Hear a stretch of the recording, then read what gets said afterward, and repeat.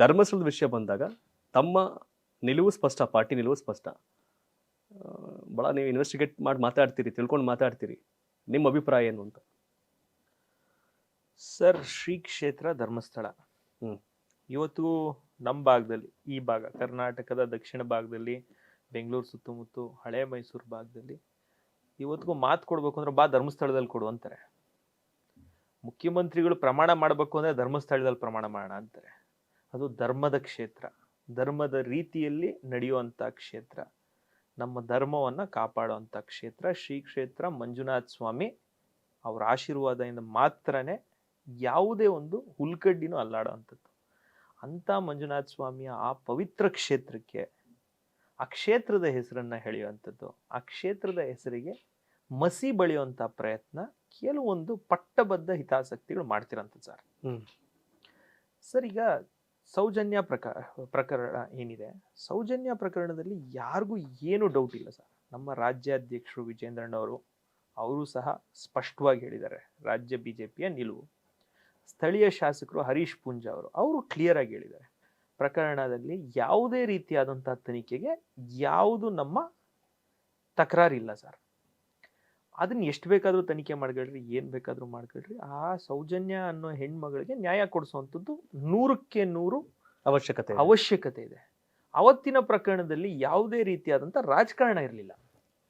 ಇವತ್ತಿನ ಪ್ರಕರಣ ಏನಾಗಿದೆ, 4-5 ಜನ ಏಜೆಂಟ್ಗಳಾಗಿ, ಯಾರಿಗೋ ಏಜೆಂಟ್ಗಳಾಗಿ ತೆರೆ ಮುಂದೆಗಡೆ ಬರೀ ಪಾತ್ರಧಾರಿಗಳು. ಇವರು ಸೂತ್ರಧಾರಿಗಳು ಯಾರೋ ಸೂತ್ರವನ್ನ ಹಿಡ್ಕೊಂಡಿದ್ದಾರೆ.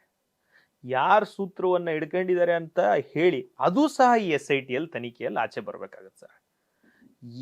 ಒನ್ಸ್ ಫಾರ್ ಆಲ್ ಶ್ರೀ ಕ್ಷೇತ್ರದ ಮೇಲೆ ಇರುವಂತ ಅಪವಾದಗಳು ಎಲ್ಲವನ್ನ ತೊಲಗಿಸೋ ನಿಟ್ಟಿನಲ್ಲಿ, ಎಲ್ಲವನ್ನ ಸ್ವಚ್ಛಗೊಳಿಸೋ ನಿಟ್ಟಿನಲ್ಲಿ SIT ಕೆಲಸ ಮಾಡಲಿ.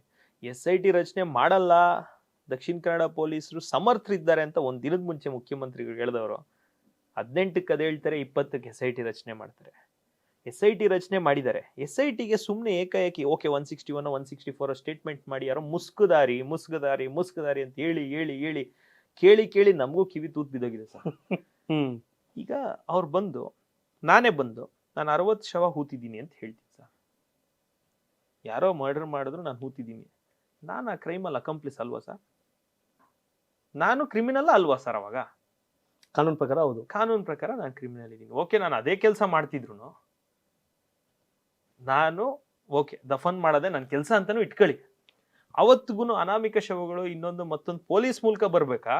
ಯಾರೋ 3rd ಪರ್ಸನ್ ಕೊಟ್ರೆ ನಾನು ಹೂತಾಕ್ಬೇಕಾ? ಹೂತಾಕಿದ್ದೀನಿ ಅಂದ್ರೆ ನಾನು I am a partner in your crime. ನೀವು ಮಾಡಿರುವಂತ ಕ್ರೈಮ್ಗೆ ನಾನು ಸಹ ಸಹಭಾಗತ್ವನ ಕೊಟ್ಟಂಗೆ ತಾನೆ ಸರ್. ಅವ್ರನ್ನ ಯಾಕೆ ತನಿಖೆ ಮಾಡಿಲ್ಲ? ಎಕ್ಸ್ಕವೇಷನ್ ಮಾಡಿ ಎಲ್ಲ ಮಾಡಿ ಅದಕ್ಕೆ ಮುಂಚೆ ತನಿಖೆ ಮಾಡಿಲ್ವಾ? ಮಾಡಿದ್ರೆ ಮಧ್ಯಂತರ ವರದಿ ಪ್ರಸ್ತುತಪಡಿಸ್ರಿ. ಸೆಷನ್ ಅಲ್ಲೂ ನಾವು ಕೇಳ್ತಿರೋಂಥದ್ದು ನಮ್ಮ ನಾಯಕರು ಅಶೋಕ್ ಅಣ್ಣವರು ಕೇಳಿದ್ದಾರೆ, ಸುನೀಲ್ ಅಣ್ಣನು ಕೇಳಿದ್ದಾರೆ. ಮಧ್ಯಂತರ ವರದಿಯನ್ನ ಸ್ಪಷ್ಟಪಡಿಸ್ರಿ. ಏನಾಗಿದೆ, ಯಾಕೆ 17 ಜಾಗದಲ್ಲಿ ಹಗ್ದಿದ್ದೀರಾ, ಏನ್ ಸಿಕ್ತು? ಈ ರೀತಿ ಯಾವುದೋ ಒಂದು ದುರುದ್ದೇಶದಿಂದ ಒಂದು ಕ್ಷೇತ್ರದ 800 ವರ್ಷದ ಇತಿಹಾಸವನ್ನ ಹಾಳು ಮಾಡೋ ಪ್ರಯತ್ನಕ್ಕೆ ನೀವಾಗ್ಲೇ ಹೇಳಿದ್ರಿ. ಶಬರಿಮಲೆ ಆಯ್ತು, ಶಬರಿಮಲೆ ಆದ್ಮೇಲೆ ಶನಿ ಶಿಂಗಾಪುರ ಆಯ್ತು, ಶನಿ ಶಿಂಗಾಪುರ ಆದ್ಮೇಲೆ ಜಗ್ಗಿ ವಾಸುದೇವ್ ಅವ್ರ ಈಶಾ ಫೌಂಡೇಶನ್ ಆಯ್ತು ಸರ್. ಇವು ಮಸೀದಿಗೆ ಹೆಣ್ಮಕ್ಳನ್ನ ಬಿಡ್ತಾರ ಸರ್? ಎಲ್ಲದಕ್ಕೂ ಒಂದೇ ಅಳತೆಗೊಲ್ಲಿರ್ಬೇಕಲ್ಲ ಸರ್. ನಮ್ದು ಮಾತ್ರ ಇವರು ಏನೋ ಅದರಲ್ಲಿ ಪಾಸಿಟಿವ್ ಎನರ್ಜೀಸ್ ಇರುತ್ತೆ, ಆ ಜಾಗದ ಮಹಾತ್ಮ ಇರುತ್ತೆ. ಆ ಮಹತ್ವದ ಮೇಲೆ ಯಾರೋ ನಮ್ಮ ಪೂರ್ವಜರು ಏನೋ ಒಂದು ಮಾಡಿರ್ತಾರೆ. ಮಾಡಿರುವಂತ ಪ್ರತಿಯೊಂದು ಹಿಂದೂ ಧರ್ಮದ ಪ್ರತಿ ಆಚರಣೆ ಸಾಂಪ್ರದಾಯಿಕ ಆಚರಣೆ ಬೇಂಡ್ ಸೈನ್ಸ್ ಇದೆ ಸರ್. 100% ಅದರಿಂದ ಏನೋ ಒಂದು ಸೈನ್ಸ್ ಇರೋದನ್ನೇ ನಮ್ಮ ಪೂರ್ವಜರು ಮಾಡಿರುವಂಥದ್ದು. ಅದನ್ನ ಪ್ರಶ್ನೆ ಮಾಡಿದ್ದಾಯ್ತು. ಇವಾಗ ಧರ್ಮಸ್ಥಳದ ತಂಟೆಗೆ ಬಂದಿದ್ದಾರೆ. ಮಂಜುನಾಥ ಸ್ವಾಮಿಗೆ ಬಗ್ಗೆ ಯಾರಾದ್ರೂ ತಪ್ಪಾಗಿ ಮಾತಾಡಿದ್ರೆ ಏನೆಲ್ಲ ಆಗಿದೆ ನಾವು ಕ್ಲಿಯರ್ ಕಟ್ ಆಗಿ ನೋಡ್ಕೊಂಡ್ ಬಂದಿದೀವಿ. 100ಕ್ಕೆ 100 ಇವ್ರಿಗೂ 5 ಜನಕ್ಕೆ ನಮ್ ಕಾನೂನು ಬಿಟ್ರು ಧರ್ಮ ದೇವರು ಇವ್ರನ್ನ ಬಿಡಲ್ಲ. ಇವ್ರಿಗೆ ಸೂಕ್ತವಾದಂತ ಶಿಕ್ಷೆ ಕೊಟ್ಟೇ ಕೊಡ್ತಾರೆ. ಬಟ್ ಸಂತೋಷ್ ಜಿ ಅವ್ರದ್ದು ಒಂದು ಸ್ಟೇಟ್ಮೆಂಟ್ ಆದ್ಮೇಲೆ, ಟ್ವೀಟ್ ಆದ್ಮೇಲೆ, ಬಿಜೆಪಿ ನಾಯಕರ ಹೇಳಿಕೆ ಆದ್ಮೇಲೆ ಸನ್ಮಾನ್ಯ DCM DK ಶಿವಕುಮಾರ್ ಕೂಡ ಒಪ್ಕೋತಾರ ಷಡ್ಯಂತ್ರ ನಡೀತಾ ಇದೆ ಅಂತ. ಸರ್ಕಾರದ ಭಾಗ ಆ ಷಡ್ಯಂತ್ರ ಏನು ಅಂತ ಹೊರಗಡೆ ಬರ್ಬೇಕಲ್ವಾ ಅಂತ ಸರ್. ಈಗ ನೀವ್ ಹೇಳಿದ್ರೆ ಆರೋಪ ಬಿಜೆಪಿ ಅವರು ಸರ್ಕಾರದ ಒಂದು ಭಾಗ DCM DK ಶಿವಕುಮಾರ್ ಸ್ವತಃ ಷಡ್ಯಂತ್ರ ನಡೀತಾ ಐತೆ ಅಂತ ಹೇಳಿದ ಮೇಲೆ ಆ ಷಡ್ಯಂತ್ರ ಮಾಡ್ತಿರೋದು ಯಾರು ಅನ್ನೋದು ಹೊರಗಡೆ ಬರ್ಬೇಕಲ್ವಾ ಅಂತ. ಇದೇ ಪ್ರಶ್ನೆಯನ್ನ ನಮ್ಮೆಲ್ಲಾ ನಾಯಕರು ಸದನದಲ್ಲೂ ಮಾತಾಡಿದ್ದಾರೆ ಸರ್. DCM ಅವ್ರ ಷಡ್ಯಂತ್ರ ಅಂತ ಹೇಳಿದ್ದಾರೆ.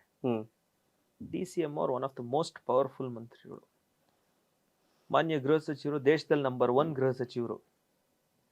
ದಯವಿಟ್ಟು ಈ ಎಲ್ಲಾ ಪ್ರಶ್ನೆಗಳಿಗೆ DCM ಅವರ ಹೇಳಿಕೆ ಏನಿದೆ ಅದ್ರ ಬಗ್ಗೆನೂ ಮಾನ್ಯ ಗೃಹ ಸಚಿವರು ಸೂಕ್ತ ರೀತಿಯಲ್ಲಿ SITಗೆ ನಿರ್ದೇಶನ ನೀಡ್ಬೇಕು ಸರ್.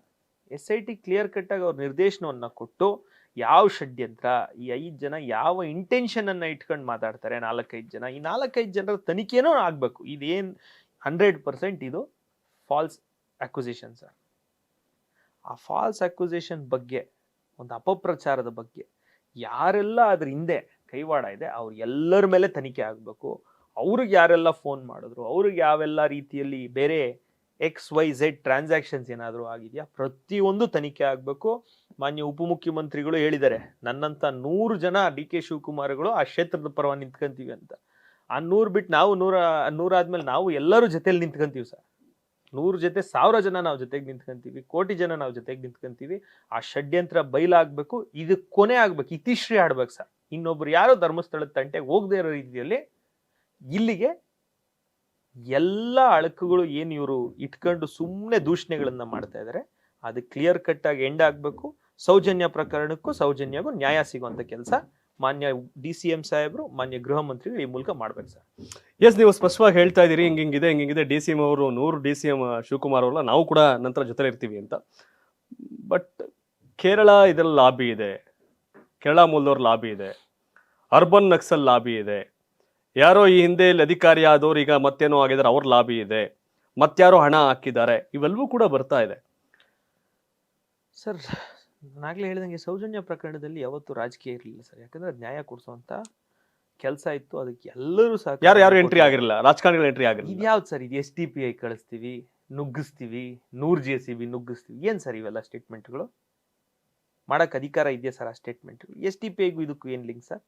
ಕೇರಳದವ್ರು ಬಂದು ಏನ್ ಸರ್ ಇನ್ವೆಸ್ಟಿಗೇಷನ್ ಮಾಡೋದಿಲ್ಲ? ಕೇರಳದವ್ರಿಗೆ ಯಾಕೆ ಇಷ್ಟೊಂದು ಆಸಕ್ತಿ? ಕೇರಳದವ್ರಿಗೆ ಏನಕ್ಕೆ ಇಷ್ಟ ಆಸಕ್ತಿ? ಕೇರಳದಲ್ಲಿ ಯಾರು ರೂಲ್ ಮಾಡ್ತಾ ಇದಾರೆ, ಕೇರಳದಲ್ಲಿ ಏನೇನ್ ನಡೀತಾ ಇದೆ, ಕೇರಳದವ್ರು ಏನಕ್ಕೆ ಇದ್ರ ಬಗ್ಗೆ ಅಸೆಂಬ್ಲಿಯಿಂದ ನೀವು ತನಿಖಾ ತಂಡವನ್ನ ಕಳಿಸಿ ಅಂತ ಏನಕ್ಕೆ ಹೇಳ್ತಾರೆ ಅವರು? ನಮ್ಮ ಪೊಲೀಸರು ಸಮರ್ಥರಿಲ್ವಾ? We have one of the most capable and eminent police force. Karnataka ರಾಜ್ಯ, ಕರ್ನಾಟಕ ಸರ್ಕಾರದ ಸಾರ್ವಭೌಮತ್ವದ ಸಂಬಂಧಪಟ್ಟಂತೆ ಕೇರಳ ಹಸ್ತಕ್ಷೇಪದ ಬಗ್ಗೆ ನಾವು ಪ್ರಸ್ತಾಪ ಮಾಡ್ತಿದ್ದೀರಿ. ಕರ್ನಾಟಕದ ಬಗ್ಗೆ ಕಮ್ಯುನಿಸ್ಟ್ ಕೇರಳ ಸರ್ಕಾರದಕ್ಕೆ ಯಾಕೆ ಇಷ್ಟೊಂದು ಆಸಕ್ತಿ?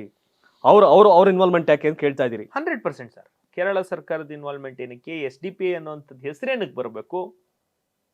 ಏನಕ್ಕೆ ರಾಜಕಾರಣವನ್ನ, ಮಿಶ್ರಣವನ್ನ ಧರ್ಮಸ್ಥಳದ ಈ ಒಂದು ಪ್ರಕರಣ, ಫಸ್ಟ್ ಆಫ್ ಆಲ್ ಧರ್ಮಸ್ಥಳ ಪ್ರಕರಣ ಅನ್ನೋದನ್ನೇ ಫಸ್ಟ್ ತೆಗೆದಾಕುವಂಥದ್ದು ನಮ್ಮ ಬೇಡಿಕೆ ಸರ್. ಧರ್ಮಸ್ಥಳದ ಹೆಸರಿಗೆ ಚ್ಯುತಿ ತರುವಂತ ಕೆಲಸವನ್ನ ದಯವಿಟ್ಟು ನಿಲ್ಲಿಸ್ಬಿಡಿ. ಧರ್ಮಸ್ಥಳವನ್ನ ಹೆಸರನ್ನ ಉಪಯೋಗಿಸೋದು ನಿಲ್ಲಿಸಿ, ಈ ಪ್ರಕರಣಕ್ಕೆ ಬೇರೆ ಏನಾದರೂ ನೀವು ಟೈಟಲ್ ಇಟ್ಕೊಳ್ಳಿ, ಅದನ್ನ ತನಿಖೆ ಮಾಡಿ, ಇದಕ್ಕೆ ಒಂದು ಅಂತ್ಯ ಹಾಡ್ಬೇಕು ಸರ್. ಏನ್ ಸಂದೇಶ ಕೊಡ್ತೀರಿ ಕಾರ್ಯಕರ್ತರಿಗೆ? ಸರ್, ಕಾರ್ಯಕರ್ತರಿಗೆ ಈಗಾಗಲೇ ನಮ್ಮ ನಾಯಕರು SR ವಿಶ್ವನಾಥನ್ ಅವರು ಧರ್ಮಸ್ಥಳದ ಮಂಜುನಾಥ ಸ್ವಾಮಿಯ ದರ್ಶನವನ್ನ ಪಡೀಲಿಕ್ಕೆ ಹೋಗಿದ್ದಾರೆ. ಪ್ರಕರಣ ಆಗ್ಲಿ, ತನಿಖೆ ಆಗ್ಲಿ, ಅದರಲ್ಲಿ ನಮ್ದು ಯಾರ್ದು ಹಸ್ತಕ್ಷೇಪ ಇಲ್ಲ, ನಮ್ದು ಯಾರ್ದು ತಕರಾರಿಲ್ಲ. ದೇವಸ್ಥಾನದೊಟ್ಟಿಗೆ ದೇವರ ಆಶೀರ್ವಾದ ಪಡೀಲಿಕ್ಕೆ ಲಕ್ಷಾಂತರ ಸಂಖ್ಯೆಯಲ್ಲಿ ಇವತ್ತು ಭಕ್ತರು ಹೋಗ್ತಾನೆ ಇದ್ದಾರೆ. ನನ್ನ ದೊಡ್ಡಬಳ್ಳಾಪುರ ವಿಧಾನಸಭಾ ಕ್ಷೇತ್ರದಿಂದನೂ ಸಹ ಸೋಮವಾರ ನಾವು ಹೋಗ್ಲಿಕ್ಕೆ ಎಲ್ಲ ತಯಾರಿಯನ್ನ ಮಾಡ್ಕೊಂಡಿದೀವಿ. ನಮ್ಮ ಯುವ ಮೋರ್ಚಾ ಕಾರ್ಯಕರ್ತರು ಸಹ ಸೋಮವಾರ ಬರ್ತಾರೆ. ಮಂಜುನಾಥ ಸ್ವಾಮಿಯ ಆಶೀರ್ವಾದದಿಂದ ಅತಿ ತುರ್ತಾಗಿ ನ್ಯಾಯಬದ್ಧವಾಗಿ ಈ ಒಂದು ತನಿಖೆ ಮುಗಿದು ಸತ್ಯಾಂಶ ಆಚೆ ಬಂದು ಅಪರಾಧಿಗಳೆಲ್ಲರನ್ನ ಬಂಧಿಸುವಂತ ಕೆಲಸ ಆಗ್ಲಿ, ಈ ಷಡ್ಯಂತ್ರ ಇಲ್ಲಿಗೆ ಅಂತ್ಯ ಆಗ್ಲಿ ಅನ್ನೋಂಥದ್ದು ಧರ್ಮಸ್ಥಳ ಮಂಜುನಾಥನ ಸ್ವಾಮಿಯ ಆಶೀರ್ವಾದ ಇರಲಿ. DK ಶಿವಕುಮಾರ್ ಸಾಹೇಬರಿಗೆ, ಗೃಹ ಸಚಿವರಿಗೆ ಆ ಮಂಜುನಾಥ ಸ್ವಾಮಿ ಆಶೀರ್ವಾದ ಮಾಡಿ ಅತಿ ತುರ್ತಾಗಿ ಇದನ್ನ ಮಾಡ್ಲಿಕ್ಕೆ ಕಾರ್ಯಾದೇಶ ಮಾಡಂತ ಕೆಲಸ ಆಗ್ಲಿ ಸರ್. ಧರ್ಮಸ್ಥಳದ ವಿಚಾರದಲ್ಲಿ ಸರ್ಕಾರ 2 ಭಾಗ ಆಗಿದೆ ಅಂತ. ಧರ್ಮಸ್ಥಳ ಪರವಾಗಿ DCM DK ಶಿವಕುಮಾರ್ ಒಂದಷ್ಟು ಜನ ಮೌನವಾಗಿದ್ಕೊಂಡು ಇನ್ನೊಂದಷ್ಟು ಜನ ಈ ತನಿಖೆಯ ಪರವಾಗಿದ್ದಾರೆ ಅಂತ. ಕೆಲವೊಂದು ವಿಷಯಗಳು ಏನಾಗಿದಾವೆ ಹಿಂದೆಗಡೆ ಅದು ಮಾತಾಡಿದ್ರೆ ಹೇಳಿದ್ರೆ ಸರಿ ಇರಲ್ಲ. ಏಕೆಂದರೆ ಕೆಲವೊಂದು ವಿಷಯಗಳನ್ನ ನಾವು ಮಾತಾಡಬಾರ್ದು. ಆದರೆ ನಾನು ಹೇಳ್ದಂಗೆ ಧರ್ಮ ಕಾಪಾಡೋವಂಥ ಜಾಗ ಯಾವುದಾದ್ರೂ ಇದ್ರೆ ಧರ್ಮಸ್ಥಳ ಅಂತ ಪ್ರಚಲಿತ ಆಗಿರೋಂಥದ್ದು. ಆ ಧರ್ಮದ ಸ್ಥಳಕ್ಕೆ ಇವರು ಅಗೌರವ ತರುವಂಥ ರೀತಿಯಲ್ಲಿ ಕೆಲವರು ಷಡ್ಯಂತ್ರಕ್ಕೆ ಸರ್ಕಾರ ಬಲಿಯಾಗಬಾರ್ದು. ಸಿಂಗಲ್ ಸ್ಟ್ಯಾನ್ಸ್ ತಗೊಬೇಕು.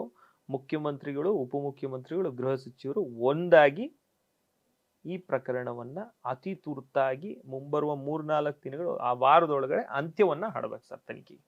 ನೀವು ಸಣ್ಣ ಆಗ್ಬೇಕಲ್ವಾ? ಅದು ಒಂದು ಉತ್ತಮ ಆಹಾರದಿಂದ ಸಣ್ಣ ಆಗ್ಬೇಕಲ್ವಾ? ಪ್ರತಿದಿನ ನಮ್ಮ ಜೀನಿ ಸ್ಲಿಮ್ ನ ಯೂಸ್ ಮಾಡಿ ಯಾವುದೇ ಸೈಡ್ ಎಫೆಕ್ಟ್ ಇಲ್ದಂಗೆ ನೀವು ಸಣ್ಣ ಆಗ್ತೀರಾ.